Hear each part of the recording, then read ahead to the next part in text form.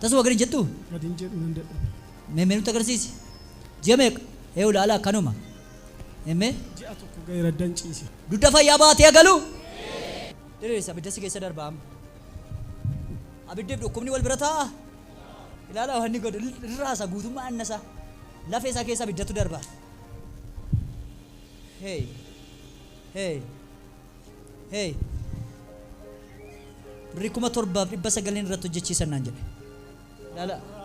Irratti hojjechiisan. Ixachiisa fura qulqullu keessa deemi. Lafee naas takakkalamu. Ilaalaa kuffise. Meeggachee ol jedhe filaan nuti agarsiisi.